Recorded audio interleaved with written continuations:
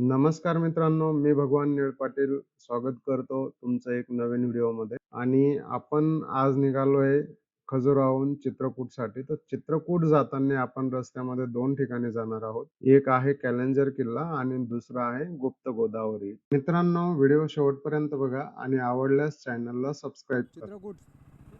हाँ, आप किधर जा रहे हैं? Okay okay. तर मित्रांनो, इथपर्यंत झालंय आपलं 100 किलोमीटर आणि आपण आज निघालो होतो खजुराहोमधून. आपण इथपर्यंत आजच्या दिवसामध्ये 2 ब्लॉग बनवतोय. एक ब्लॉग बनवला होता आपण पांडव वॉटरफॉल आणि पन्ना शहरापर्यंत. पन्ना शहरामध्ये आपण राम मंदिर पण बघितलं होतं, पांडव वॉटरफॉल बघितला होता, जो की पन्ना टायगर रिझर्वायरमध्ये येतो आणि खूप छान आहे मागचा पण ब्लॉग. जर नसेल बघितला तर तुम्ही जाऊन बघू शकता. आणि ह्या ज्या रोडनी चाललोय आपण, हा रोड आहे कॅलेंजर किल्ल्यावर जाण्यासाठीचा. तर इथं कॅलेंजर किल्ला बघण्यासाठी जर जायचं असेल तर तुम्ही बाईक, फोर व्हीलर वगैरे घेऊन जाऊ शकता. रोड वगैरे आहे व्यवस्थित, पायी जायचं काम नाहीये. तर मित्रांनो, हा जो किल्ला आहे हा मध्य प्रदेशमधील बांदा जिल्ह्यात आहे आणि याला पहिले स्पेशल नाव होतं बुंदेलखंड. तर हा बुंदेलखंडमध्ये येतो आणि विंध्य नावाच्या पर्वतावर हा किल्ला वसलेला आहे. तर खूप छान असा किल्ला आहे. आता तुम्ही बघितलं मेन एंट्री गेट कसं आहे ते. इथून आपण आता किल्ल्यावरती पोहोचलोय. ये 25 रुपए का टिकट है ऐसा कुछ, और इसकी एंट्री करानी पड़ती है यहाँ पे एंट्री करने के बाद में आप जा सकते हैं अंदर कैलेंजर फोर्ट देखने के लिए। तर हे समोर जे बघताय तुम्ही, हे त्या काळातलं महल वगैरे असेल राजांचा. तो सगळा पाडून झडून आता त्याचं काय फक्त वॉल वगैरे राहिलं आहे. हे इथे एक समोर जे दिसतंय एक बिल्डिंग आहे. छान आहे आणि खूप मोठा स्पेस आहे बरं का वरती, म्हणजे असं छोटंसं नाही, एरिया खूप मोठा आहे. तर बरेच लोक इकडे वरती फिरायला पण येतात. आणि इथे एक महादेवाचं पण मंदिर आहे, एक कालिका मातेचं पण मंदिर आहे. हे एक स्ट्रक्चर आहे बघा, हे थोडंसं छान दिसतंय. आता हे त्यावेळेसचे महल असतील राजांचे, राण्यांचे. छान दिसतंय ना पण एकदम. काय माहितीये का, हे जर जपून ठेवलं असतं ना किंवा पडझड नसती आली, याचं नष्ट करण्याचा प्रयत्न नसता केला इंग्रजांनी वगैरे किंवा मुघलांनी, आजच्या काळामध्ये हे एकदम म्हणजे आजचे जे इंजिनियर वगैरे आहे ते सगळे फेल राहिले असते हे आर्किटेक्चर पुढे. पण ठीक आहे. इथे एक वरती पाण्याचा कुंड पण आहे, कारण एवढे लोक वर राहणार तर त्यांची पाण्याची वगैरे व्यवस्था पण त्या काळात केली गेली होती. तर हे असं आहे. खूप मोठा म्हणजे तलाव आहे इथे. पाण्याचा, पिण्याच्या पाण्याचा असेल त्या काळातला, माणसांसाठी असेल, जे घोडे, हत्ती त्या काळचे जे पण होते त्यांची सगळ्यांची राहण्याची आणि पाण्याची वगैरे सगळी व्यवस्था ही किल्ल्याच्या वरतीच केल्या गेली होती. हे एक स्ट्रक्चर आहे समोर. आणि मध्ये याच्या समोर जर बघितलं ना तर खूप मोठा स्पेस आहे, पण तो सगळा पडला आहे. पण ठीक आहे, एवढं बघू शकता. इथून आता आपण बघूया मंदिर. इथं जिथं मी उभा आहे ना, हे जे लोक चाललंय खाली, इथं महादेवाचं मंदिर पण आहे. तर याचा एक आपण 360 व्ह्यू घेतला होता, असं काही दिसतो कॅलेंडर किल्ला. तर मित्रांनो, आपण आलोय कॅलेंजर किल्ला बघून आणि आपण चाललोय आता चित्रकूटच्या दिशेने. तर चित्रकूट पोहोचण्या अगोदर आपण पुन्हा एक ठिकाणी जाणार आहोत, ते आहे गुप्त गोदावरी. तर गुप्त गोदावरी हे ठिकाण असं आहे, आतमध्ये खूप मोठं भुयार आहे आणि जाण्यासाठी छोटासा रस्ता आहे. हे मी तुम्हाला व्हिडिओमध्ये दाखवतो आणि त्याबद्दल काही डिटेल माहिती पण आहे. हे राम, लक्ष्मण, सीता त्यांच्या वनवासाबद्दल जोडलेली आहे. तर बघूया आपण पुढे व्हिडिओमध्ये.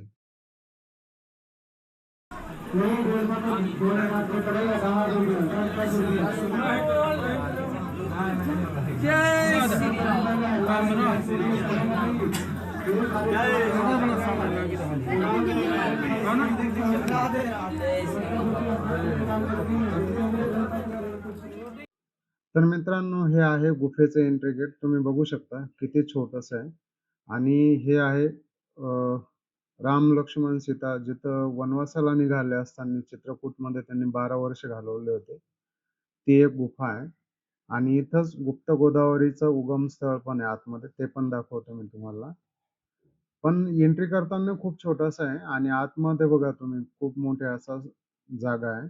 आणि इथं राम आणि लक्ष्मण त्या काळात दरबार पण भरवायचे. त्यांचे जुने दगडाचे 2 सिंहासन पण इथं तुम्हाला बघायला मिळेल. तर असा आहे आतला नजारा. बघूया.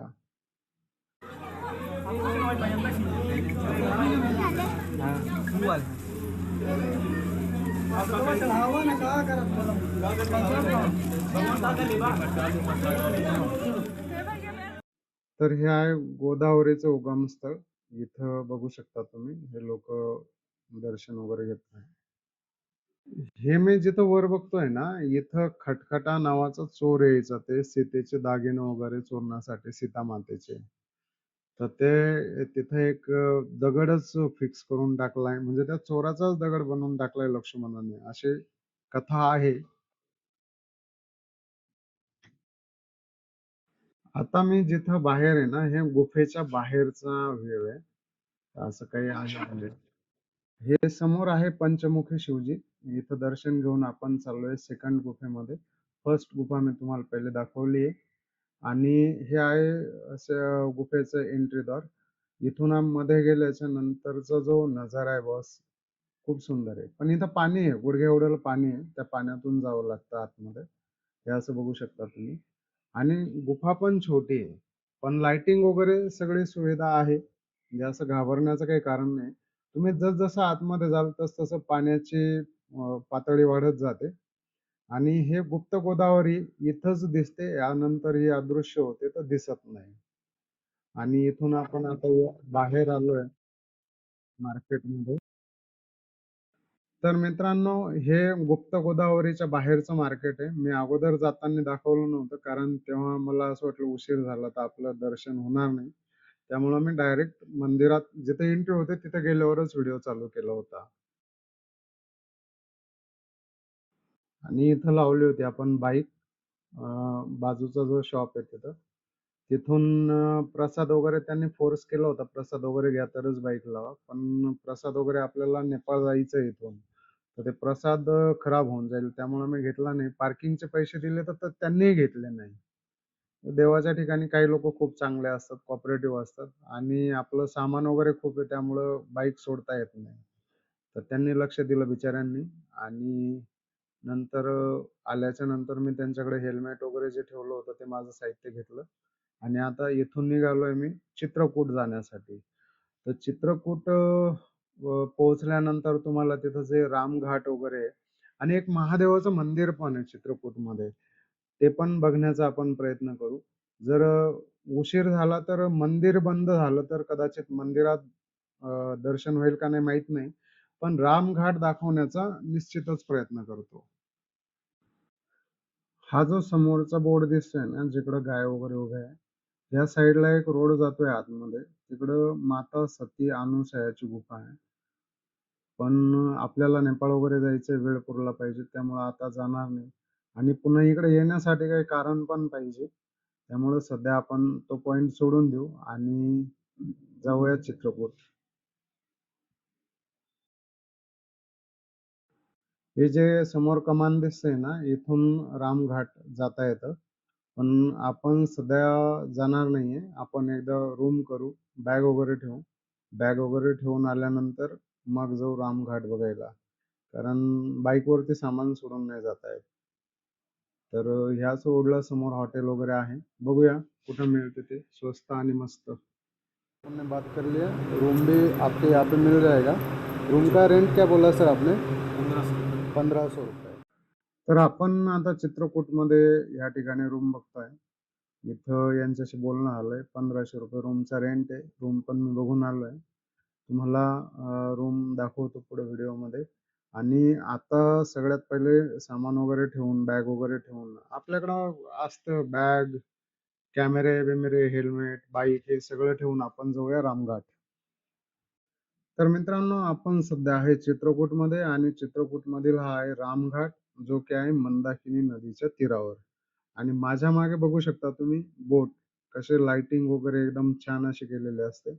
आणि ह्या बोटचा रेंट आहे पर पर्सन ₹150. 100 पण घेतात, 150 पण घेतात. आणि पर्सनली समजा एकच आपल्याला फिरायचं असेल एकट्याला तर ₹500 घेऊन ते आपल्याला बोटिंग करून आणतात. इथं संध्याकाळची आरती वगैरे पण होते. राम, लक्ष्मण, सीता यांनी त्यावेळेस वनवासाच्या काळामध्ये इथं अंघोळी वगैरे केल्या होत्या. त्यामुळे हे रामघाट म्हणून प्रसिद्ध आहे. आणि इथं महादेवाचं एक मंदिर आहे, पण ते बंद झालंय. तिकडं जाऊन आपले दर्शन वगैरे होणार नाही. तर तिकडं काही आपण जाणार नाही. तर इथंच घाट फिरूया. जिथं राम, लक्ष्मण, सीता आहे, तिथं हनुमानजी पण आहे. तर हनुमानचं दर्शन घेऊया छानपैकी. हे आहे हनुमानजी आणि बसूया बोटमध्ये. जब भगवान श्री रामचंद्र जी का वनवास हुआ है हाँ। तो 11.5 साल भगवान श्री रामचंद्र जी चित्रकूट में बिताए हैं। अच्छा। भगवान का वनवास हुआ है किस लिए? सिर्फ सिर्फ जो है राक्षसों का वध करने के लिए। लेकिन भगवान श्री रामचंद्र जी चित्रकूट में 11.5 साल बिता दिया। इसके क्या कारण हो सकते हैं? कि चित्रकूट में ये जो कामदगिरि पर्वत है, हाँ। इस पर्वत के नीचे एक देवी दबी हुई है। अच्छा। उसको निकालने के लिए 11.5 साल का टाइम लगेगा। अच्छा। और इतना टाइम किसी के पास नहीं है। नहीं। इतना टाइम सिर्फ प्रभु श्री रामचंद्र जी के पास ही है, अच्छा। क्योंकि उनके पास 14 साल का टाइम है। अच्छा। तो 11.5 साल वो टाइम दे सकते हैं। तो वाल्मीकि जी बोले हैं भगवान श्री रामचंद्र जी को क्या कि चित्रकूट गिर करहु निवासु, जहाँ तुम्हारे सब भांति सुपासु। आप जाकर के चित्रकूट में रुकिए, आपको हर प्रकार का सुपास शांति सुख मिलेगा। मिलेगा। तब भगवान श्री रामचंद्र जी चित्रकूट आते हैं रुकने के लिए अच्छा। कामदगिरि पर्वत में। ओके। जैसे कामदगिरि पर्वत पहुँचते हैं, हाँ। पर्वत से आवाज आती है क्या क्या? कि भाई आप कौन हो, अच्छा। कहाँ से आए हो, अच्छा। यहाँ क्या करना चाहते हो? अच्छा।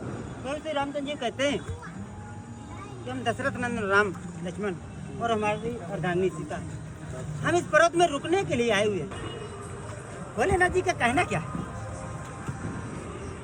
कि अगर इस पर्वत में रुकना है तो दाम्पत्य जीवन के साथ इस पर्वत में रुक सकते हैं, स्त्री के साथ इस पर्वत में नहीं रुक सकते हैं।